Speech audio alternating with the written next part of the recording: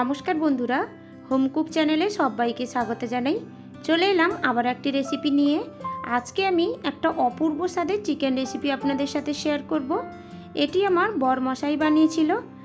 আগের দিন রাতে দেখি রান্নাঘরে কিছু একটা করছে, বলে কি না আজকে আমি রান্না করে খাওয়াবো।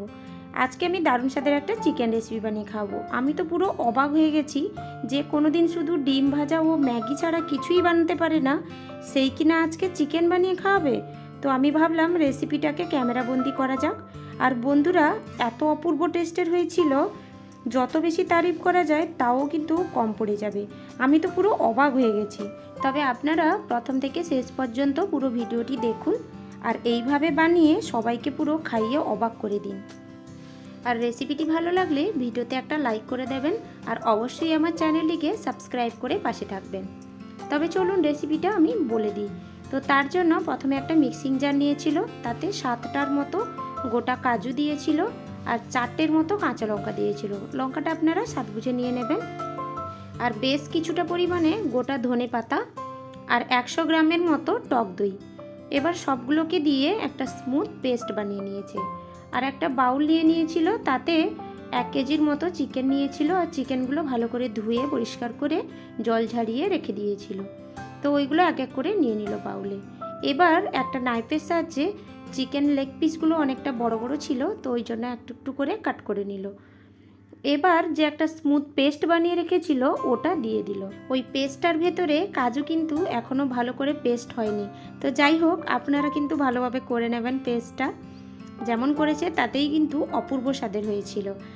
এবার দিচ্ছে হাফ একটা পাতি লেবুকে কেটে দানাগুলো বের করে ওই রসটা দিয়ে দিল।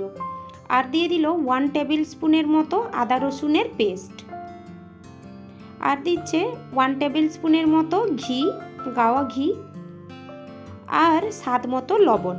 এখানে চিকেনের পরিমাণটা 1 কেজি ছিল, আপনারা যে যেমন চিকেনের পরিমাণ নেবে ওই হিসাবে কোয়ান্টিটিগুলোও একটু বাড়িয়ে নেবেন। এবার দিল 1 টিস্পুনের মতো কসুরি মেথি আর 1 টিস্পুনের মতো ধনে গুঁড়ো আর 1 টিস্পুনের মতো কাশ্মীরি লঙ্কার গুঁড়ো কালারটা ভালো আসার জন্য। আর 1 টিস্পুনের মতো দিয়ে দিল জিরে গুঁড়ো আর 1 টিস্পুনের মতো দিল গরম মশলা গুঁড়ো আর হাফ টিস্পুনের মতো দিল গোলমরিচের গুঁড়ো আর হাফ টিস্পুন হলুদের গুঁড়ো। এবার সমস্ত উপকরণগুলিকে খুব ভালো করে চিকেনের সাথে মাখিয়ে নিতে হবে। চিকেনটাকে খুব ভালো করে মাখিয়ে নিয়ে কিন্তু আধা ঘন্টার মতো টাইম দিয়ে ঢাকনা দিয়ে রেখে দেবেন। এতে কি হবে, মশলাটা চিকেনের মধ্যে খুব ভালো করে প্রবেশ করে যাবে আর চিকেনটা খাওয়ার সময় কিন্তু অপূর্ব স্বাদ লাগবে। যাই হোক, ঢাকনা দিয়ে 30 মিনিটের মতো রেখে দিয়েছিল। 30 মিনিট হওয়ার পরে এপাশে একটা গ্যাসে কড়াই বসিয়ে দিয়েছে আর এবার একটা মশলা তৈরি করে নেবে। তার জন্য এখানে 50 গ্রামের মতো বাটার দিয়ে দিল আর বাটাটাকে খুন্তির সাহায্যে হালকা একটু নেড়েচেড়ে ভালো করে মেল্ট করে নিল। এবার যে চিকেনগুলো 30 মিনিটের জন্য ম্যারিনেশন করা ছিল ওই চিকেনগুলো এক এক করে মশলা ঝাড়িয়ে কড়াইতে দিয়ে দিতে হবে। এক এক করে সমস্ত চিকেনগুলো কড়াইতে দিয়ে দিয়েছে। এবার হালকা একটু খুন্তির সাহায্যে নাড়াচাড়া করে নিতে হবে, কারণ বাটারটা দেওয়া ছিল তো বাটারের সাথে চিকেনেরও ফ্লেভারটা খুব ভালো আসবে, তার জন্য হালকা একটু নেড়েচেড়ে মিক্স করে নিল। সমস্ত চিকেনগুলোকে হালকা একটু নেড়েচেড়ে নিয়েছে। এবার ঢাকনা দিয়ে 5 থেকে 7 মিনিটের মতো লো ফ্লেমে রেখে দিতে হবে। 5 থেকে 7 মিনিট হয়ে গেছে, দেখুন চিকেন থেকেও জলটা ছাড়তে শুরু হয়েছে। চিকেনের এক সাইড কুক হয়ে গেছে, এবার আর এক সাইড করে উল্টে দিচ্ছে। এক এক করে সমস্ত চিকেনগুলোকে উল্টে নিয়েছে। এবার আবারও ঢাকনা দিয়ে স্লো ফ্লেমে 5 থেকে 7 মিনিটের মতো রেখে দিতে হবে। 5-7 মিনিট রাখার ফলে এরকম দুবার তো চিকেন পুরো একদম ভালোভাবে সেদ্ধ হয়ে যাবে। 5 থেকে 7 মিনিট হয়ে গেছে, আবারও ঢাকনা খুলে খুন্তির সাহায্যে একটু নাড়াচাড়া করে নিতে হবে, কেননা মশলাটা একদমই গাঢ় ছিল, তো নিচে লেগে যাওয়ার সম্ভাবনা থাকতে পারে। তার জন্য চিকেনগুলোকে হালকা করে নাড়াচাড়া করে নিয়েছে। এবার গ্যাসের ফ্লেমটা স্লোতে রেখে আবারও 2 থেকে 3 মিনিটের মতো ঢাকনা দিয়ে রেখে দিতে হবে। এই বারবার ঢাকনা দিয়ে রেখে দেওয়ার ফলে চিকেনটা কিন্তু একদম ভালোভাবে কুক হয়ে যাবে আর পরে চিকেনটাকে একদম মশলার সাথে বেশিক্ষণ কুক করার দরকার হবে না।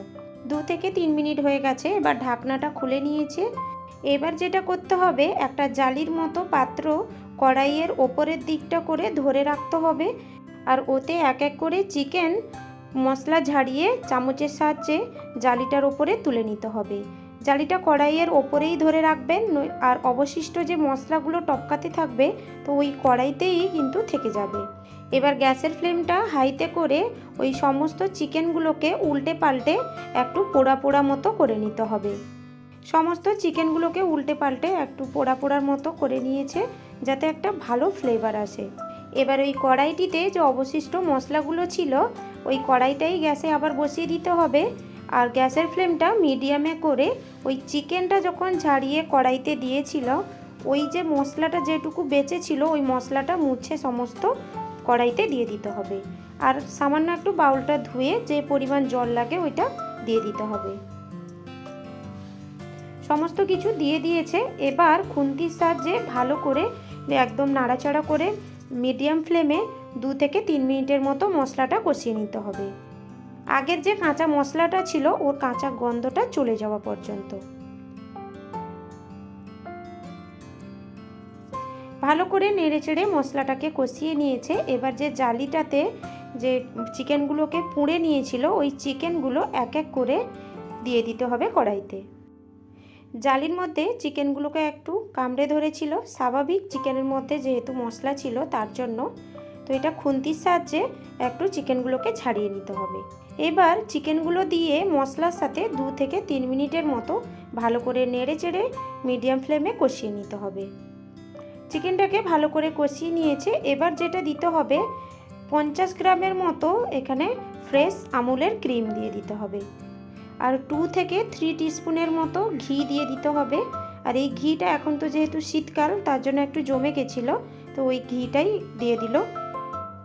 এবার ঘিটা দেওয়ার পরে একটা মিডিয়াম সাইজের টমেটোকে স্লাইস করে ওপর থেকে সুন্দর করে সাজিয়ে দিল, আর 2টো মিডিয়াম সাইজের পেঁয়াজকে এরকম রিং রিং পিস বের করে স্লাইস করে ওপর থেকে দিয়ে দিল। টমেটো আর পেঁয়াজটাকে সুন্দর করে ওপর থেকে সাজিয়ে দিয়েছে। এবার ঢাকনা দিয়ে 5 মিনিটের মতো স্লো ফ্লেমে রেখে দিতে হবে।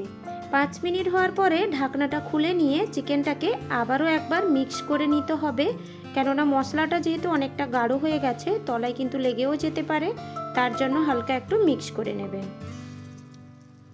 সমস্ত চিকেনগুলোকে ভালো করে মিক্স করে নিয়েছে। এবার ঢাকনা দিয়ে আবারও 5 মিনিটের মতো স্লো ফ্লেমে রেখে দিতে হবে।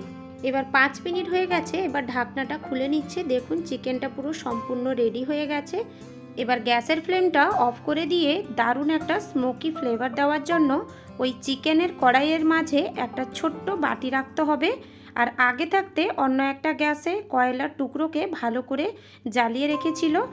এবার ওই জ্বলন্ত কয়লাটা ওই বাটিতে রেখে 1/2 টিস্পুনের মতো মেল্টেড ঘি বা বাটার দিয়ে আর সঙ্গে সঙ্গে ঢাকা চাপা দিয়ে দিতে হবে, আর ঢাকনা দিয়ে 5 মিনিট রাখতে হবে, কারণ ওই ধোঁয়াটাই একটা সুন্দর স্মোকি ফ্লেভার দেবে। এবার 5 মিনিট পরে ঢাকনাটা খুলে ওই স্মোকি ফ্লেভার তৈরি করার বাটিটাকে তুলে রেখে দিতে হবে। এবার সবশেষে ওপর থেকে একটু ধনেপাতা কুচি ছড়িয়ে দিল। রেসিপিটি এবার সম্পূর্ণ রেডি হয়ে গেছে। দেখুন বন্ধুরা কত সুন্দরভাবে দেখতে হয়েছে। আমি তো পুরো অবাক হয়ে গেছি যে এইভাবে এত বুদ্ধি খাটিয়ে এরকমভাবে একটা রেসিপি বানিয়েছে। আর দেখতে যেমন অপূর্ব হয়েছে, খেতেও কিন্তু অসম্ভব স্বাদের হয়েছিল বন্ধুরা। গরম গরম রুটি, পরোটা, ভাত যে কোনোর সাথেই এটা পরিবেশন করতে পারেন। আশা করি সবার আপনাদের খুব ভালো লাগবে। আমি তো ভাবতেই পারিনি যে আমার হাজব্যান্ড এইভাবে একটা চিকেন বানিয়ে আমাকে খাওয়াবে। যে ডিম ভাজা ছাড়া কিছুই বানাতে পারে না, ও আমাকে এত সুন্দর একটা চিকেন পরিবেশন করে খাওয়ালো। তবে বন্ধুরা রেসিপিটি আপনাদের আজকে কেমন লাগলো প্লিজ ভিডিওটিতে কমেন্ট করে জানাবেন। আর আপনাদের ওই সুন্দর সুন্দর কমেন্টে কিন্তু ওকে অনুপ্রেরিত করবে, আর আমারও এইভাবে টেস্টি টেস্টি রেসিপি খাওয়ার সুযোগ হয়ে যাবে। আর সবশেষে বলবো, রেসিপি ভালো লাগলে আমার চ্যানেলটিকে লাইক, শেয়ার এবং সাবস্ক্রাইব করে অবশ্যই আমার পাশে থাকবেন। তবে দেখা হচ্ছে পরের একটি ভিডিওতে। সবাই খুব ভালো থাকবেন।